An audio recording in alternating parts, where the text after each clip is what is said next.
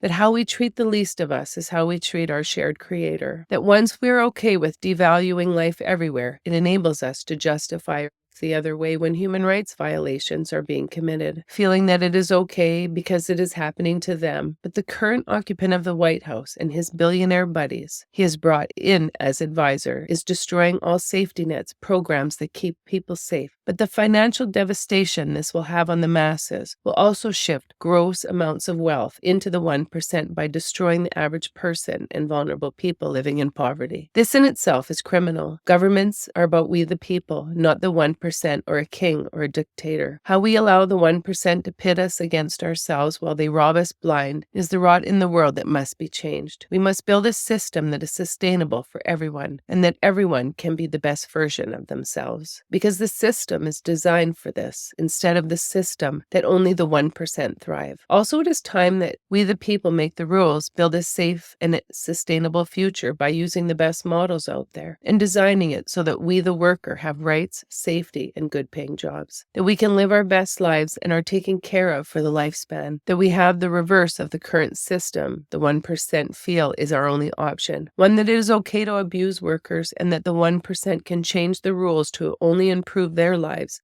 and increase their bottom line in order to maintain their power hold over the world. I want to introduce you to a new philosophy, one that is fair, equitable, a system that ensures that every human being's rights are being respected, a world where our children will be successful and not fear the future, a world where we treat everyone with respect. We must look at this change or new philosophy of equality, equity, and democracy for all as something that we should all strive for, especially for our children who are too young to have a say about their future. Change is painful and this will be no different, but remember, we are building a system where everyone is protected, where minority women and girls are lifted up, where a developing nation can transition to a developed country through investments in environmental, social, and health programs to heal our collective trauma so that we can build a better world for all. How the 1% are investing in stock buybacks to falsely inflate the value of their corporations, while also manipulating the markets for themselves, has to stop.